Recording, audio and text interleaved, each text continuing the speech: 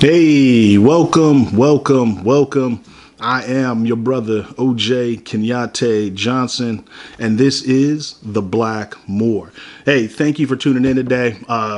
Today I want to talk to you guys really quick about a little topic. Man, that is it's personal to me. It's something I've had to deal with pretty much my entire life. And I know a lot of my black friends that have grew up in Fremont, California, and people that have grown up in the suburbs. Or predominantly white neighborhoods might have dealt with a little bit of this, but I want to use today's example really as a learning, teaching example in race relations and give you a little glimpse of what black people have to go through every day. So real quickly, today, what I want to talk about is a post. I have, I guess I'll call her a friend, someone that I've known through, I think, junior high and high school, definitely all through high school for sure, I know. But she claims she knows me. And she called me out recently in a recent post. And for a lack of better terms, or better names, let's just call her Becky. Okay. So Becky's situation with me is Becky thinks that I'm just not ghetto enough, or I'm just not hood enough to speak on the black struggle or the black experience or things that are affecting black people. Because her impression, she just thinks that, again, I'm not ghetto enough, I don't know about that, and that's what it means to be black. Let me give you a little background into Becky real quick. So Becky, as again I said, is someone that I've known since I think junior high or high school.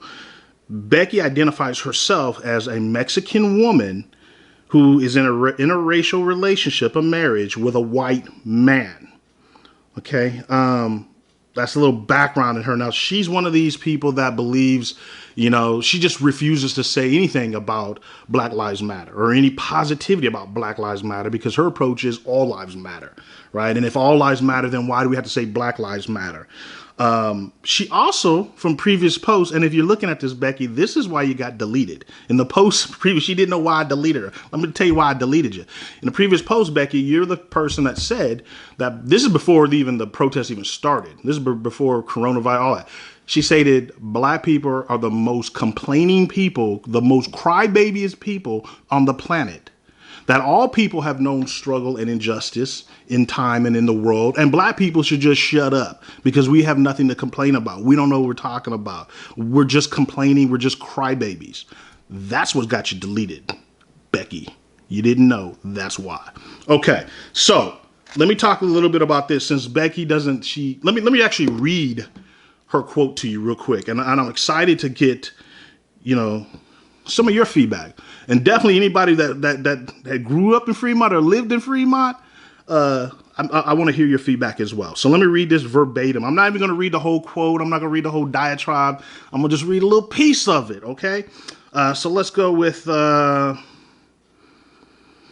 some people are jumping on the bandwagon of this race war when their whole lives they've never been about the struggle. We know. We watched you grow up with white people. You dated white/mixed people and never hung out with people of color. There's no way, there's no other way to say it. You deny it, but that's how we see you. You weren't hood. You never seen or heard. We never seen or heard you struggle. Not ever. Not once. That's Becky. Okay, now, so Becky, you say that you know me so well, right? And you went to school with me every day. Let me just real quickly, I'm gonna hit it with a couple of quick facts of things that you should have known about me, Becky, while I was in high school. I ain't gonna talk about everything else I did for people in corporate America. As a manager, as a trainer, the people I've trained and helped succeed in life, regardless of race, religion, nationality, what have you. We ain't gonna talk about that. I'm only gonna talk specifically about the stuff that happened under your watch. Where you see me every day, and you should know. And then we're just gonna move on because this is no big deal. This is something that black people have to deal with always. This is just part of the struggle. This is part of being black in America. But let me just hit you a couple things, Becky. Maybe you didn't know. So first off, my struggle started when I moved from Oakland, California to Fremont, California. Screwed me up. You guys have known that. I've said previous videos on that. And my true friends know this, okay? So all of a sudden, I'm a black kid and I moved to an entirely white town. I'm a black kid in a white world. That screwed my head up. Now, the next thing that really screwed me up, and this is what really jumped me into the struggle, Becky, this is what really multiplied and exponentially multiplied my I don't know, my embracing into the struggle. And this is when I stepped into kindergarten. Right when I stepped in the first day of kindergarten, I'm the only black kid in that school, in the whole class for sure. I think maybe in the whole school, and I love. And some of these are still my friends today, and I love y'all. But y'all know that first day in kindergarten, people were coming up to me. They never seen an afro in their life. Let me touch your hair. Let me feel your skin. That was the first time I really felt different and felt like I was an alien and from a different world. And I'm trying to communicate with a whole nother types of people that none of them look like me. They don't talk like me. Their hair is not like me.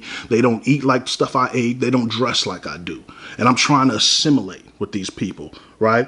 That was my jumping in to the true struggle. So Becky, I've been part of this struggle my entire life. Now, when I was 15, say 15 to 22, Becky, I filmed TV shows, multiple TV shows every semester for the organization called I Care, which is a split off group of Tough Love, right? Multiple TV shows, multiple semesters this went on for years and years, and we dealt with racism, we dealt with drug abuse, we dealt with peer pressure, we dealt with anything that affects teenagers, regardless of race, religion, or nationality, because all lives matter to me. But you'll hear that.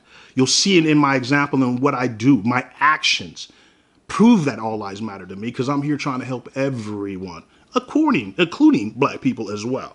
So again, multiple TV shows, you could have seen it. You never saw one of them, Becky? You say that you know me so well, but you never seen any of the TV shows ever on the local cable channels, Becky? Okay? Becky, I started a multiracial black student union, myself and friends of mine, where everybody was included. Black, white, Latino, I don't care. Anybody, Asian, could come in, soak up some of this black flavor, know about the struggle, learn a little history. Becky, you were never there because you never chose to be there. You were never hanging out with the Mexican people I was with. You never hanging out with the black people us. You never at the BSU. If all lives matter to you, and again, you say that God created everybody. When you see injustice for black people, why don't you speak up? Period. Right? Never have. You were silent then, you're silent now. Okay? Also, high school, y'all. I was chairman for political actions for the youth and college division of the NAACP. This is like junior, senior year, y'all. Becky, where were you? I was fighting for the struggle. My senior year. Becky, look, I don't know what the yearbook says under your name. Pull out our yearbook. Under OJK Johnson, here's what it says. It says this. Freedom is a road seldom traveled by the multitudes. So to all my brothers and sisters, stay strong, keep the faith, and don't believe the hype. Becky, that was 1989. 89, I was talking this. I was in the struggle then. Now, when everybody else graduated and went off, even the so-called my now wife, particular girlfriend at the time that she's talking about, who was biracial, she went off to Hawaii. People went all over. That's great. Where was I at? I was in Detroit. Okay, I was at the National NAACP conference in 1989. And here's the thing, Becky. You can't take my black card. You can't check me. You know why? Because my black card has been signed, sealed, and delivered from Rosa Parks herself. At that 1989 National Convention, when I'm 12th grade, I went and had dinner and spoke with Rosa Parks. And she encouraged me and all of the young people that came through all across the country to continue doing what we do, to continue the fight, to not give up. So again, my black card is approved by Rosa Parks. You may not know who Rosa Parks is, Becky. Go look her up. But that's who told me, OJ, keep doing what you're doing.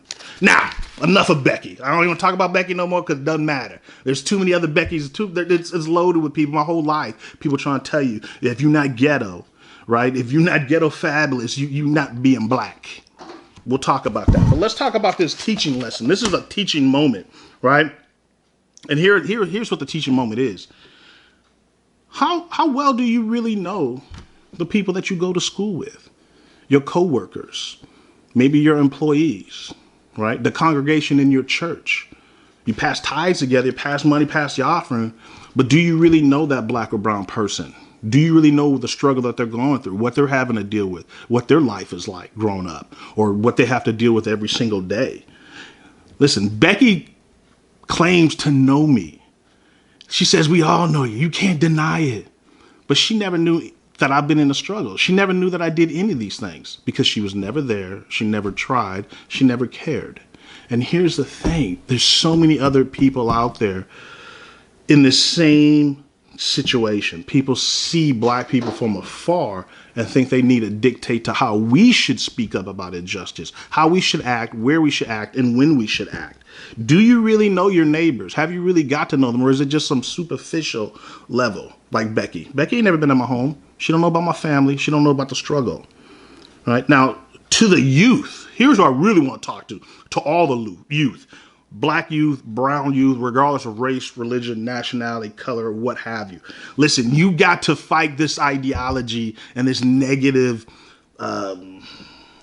imagery of black people, right? Because there's millions of people just like Becky that think, listen, if you're not ghetto, if you're not cursing, if you're not out there being ratchet, if you're not committing crimes, you're not black, right?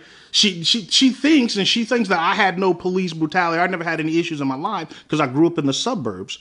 But my interactions with the police, a lot of times I was stopped and harassed for no reason other than being black, as opposed to her boyfriend or husband, right? Who he says, again, his interactions were with the police, but that was self-inflicted. And he admits that, right? But again, they were out there committing crimes, assaults, whatever. That's why the police was on them. And you probably got off half of the time you should have got because of that privilege. You never talk about that. However, the majority of the times that I was stopped or what have you by the police is just for being black. I've had many experiences with police officers. I come from police family, military family, millions of great experiences, but I've had also negative experiences for nothing more than just being black. And they wanted to see what the hell is your black ass doing around here and harass me. Becky don't know about that. She was never with us, never with the black people, never with the Mexican people, never. Okay, Becky, you were out there. We were listening to Motown and the Shy Lights. You were listening to AC/DC. Now, again, there's nothing against AC/DC. I love my rocker friends. I love AC/DC. But I'm just saying, Becky, you know me whole life, and you were never around. You were never there when you say Black Lives Matter or All Lives Matter, right? Again, let me get back. I'm getting away. To the youth, though. Don't fall prey to this idea that you got to be ghetto to be black. That ghettoist and ratchetness equals blackness, right? Too many times people think that you're not black because you speak proper English, like Becky. Because I know how to communicate in class, right? I grew up my whole life with people like this Becky who try to tell me that, OJ, you ain't black, right? You speak like you white.